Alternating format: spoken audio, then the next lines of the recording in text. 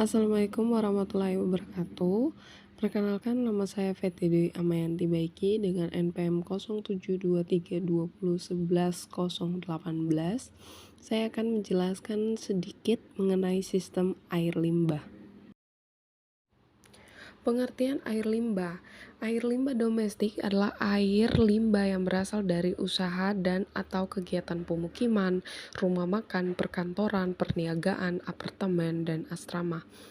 Air limbah tentunya merupakan suatu hal yang perlu diperhatikan karena berpotensi mencemari lingkungan yang selanjutnya bisa berdampak buruk bagi makhluk hidup termasuk manusia. Sistem pengolahan air limbah domestik yang selanjutnya disingkat SPALD adalah serangkaian kegiatan pengolahan air limbah domestik dalam satu kesatuan dengan prasarana dan sarana pengolahan air limbah domestik.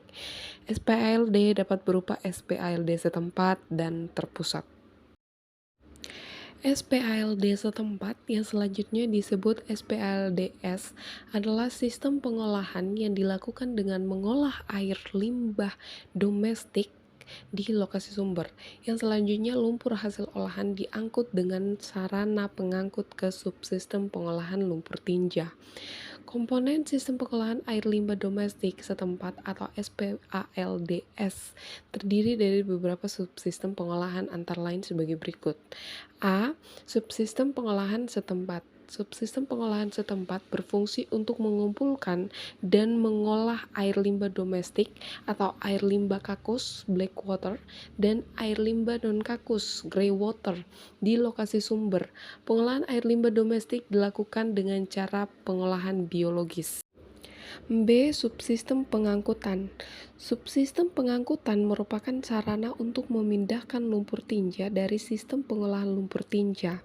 Sarana ini dapat berupa kendaraan pengangkut yang dilengkapi dengan tangki penampung dan alat penyedot lumpur tinja serta diberi tanda pengenal khusus. C. Subsistem pengolahan lumpur tinja. Subsistem pengolahan lumpur tinja berfungsi untuk mengolah lumpur tinja yang masuk dalam instalasi pengolahan lumpur tinja atau IPLT. IPLT adalah instalasi pengolahan air limbah yang dirancang hanya menerima dan mengolah lumpur tinja yang berasal dari subsistem pengolahan setempat. Subsistem pengolahan lumpur tinja terdiri dari pengolahan fisik, biologis, dan pengolahan kimia. Pengolahan air limbah dapat digolongkan menjadi 3, yaitu pengolahan secara fisika, kimia, dan biologi.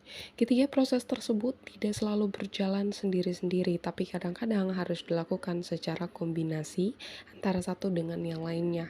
Ketiga proses tersebut yaitu yang pertama, pengolahan secara fisika. Pengolahan ini terutama dilakukan untuk air limbah yang tidak larut atau bersifat tersuspensi, atau dengan kata lain, buangan cair yang mengandung padatan sehingga menggunakan metode ini untuk pemisahan. Pada umumnya sebelum dilakukan pengolahan lanjutan terhadap air buangan, diinginkan agar bahan-bahan tersuspensi berukuran besar dan mudah mengendap atau bahan-bahan yang mengapung mudah disisihkan terlebih dahulu.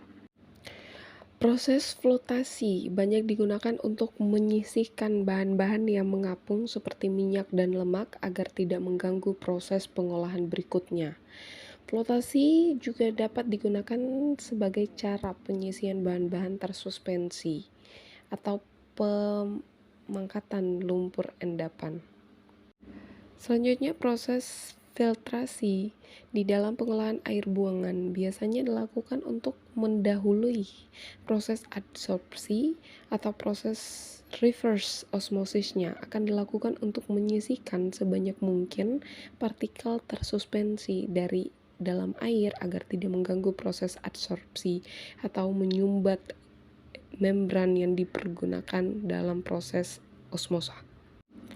Selanjutnya, proses adsorpsi biasanya dengan karbon aktif dilakukan untuk menyisihkan senyawa organik, misalnya fenol, dan senyawa organik terlarut lainnya, terutama jika diinginkan untuk menggunakan kembali air buangan tersebut. Teknologi membran atau reverse osmosis biasanya diaplikasikan untuk unit-unit pengolahan kecil, terutama jika pengolahan ditunjukkan untuk menggunakan kembali air yang diolah. 2. Pengolahan secara kimia. Pengolahan secara kimia adalah proses pengolahan yang menggunakan bahan kimia untuk mengurangi konsentrasi zat pencemar dalam air limbah. Proses ini menggunakan reaksi kimia untuk mengubah air limbah yang berbahaya menjadi kurang berbahaya. Proses yang termasuk dalam pengolahan secara kimia adalah netralisasi, presipitasi, klorinasi, koagulasi, dan flukolasi. 3. Pengolahan secara biologis. Semua polutan air yang biodegradable dapat diolah secara biologis. Sebagai pengolahan sekunder, pengolahan secara biologis dipandang sebagai pengolahan yang paling murah dan efisien. Dalam beberapa dasar wasa, telah dikembangkan berbagai metode pengolahan biologis dengan segala modifikasinya. Pengolahan secara biologi adalah pengolahan air limbah dengan menggunakan mikroorganisme seperti ganggang, bakteri, protozoa untuk menguraikan senyawa organik dari air limbah menjadi senyawa yang sederhana. Pengolahan tersebut mempunyai tahapan seperti pengolahan secara aerob, anaerob, dan fakultatif. Sistem pengolahan limbah cair. Tujuan utama pengolahan air limbah ialah untuk mengurangi kandungan bahan pencemar di dalam air, terutama senyawa organik, padatan tersuspensi, mikroba patogen, dan senyawa organik yang tidak dapat diuraikan oleh mikroorganisme yang terdapat di alam. Bila dilihat dari tingkat perlakuan pengolahan air limbah, maka sistem pengolahan limbah cair diklasifikasikan menjadi primary treatment system, secondary treatment system, dan tertiary treatment system atau sistem primer, sekunder, dan tersier. Strategi pengolahan limbah. Strategi pengolahan limbah industri harus diarahkan juga pada upaya peningkatan efisiensi, sehingga tidak saja aman dari aspek lingkungan, tetapi juga akan didapatkan biaya produksi yang lebih menguntungkan.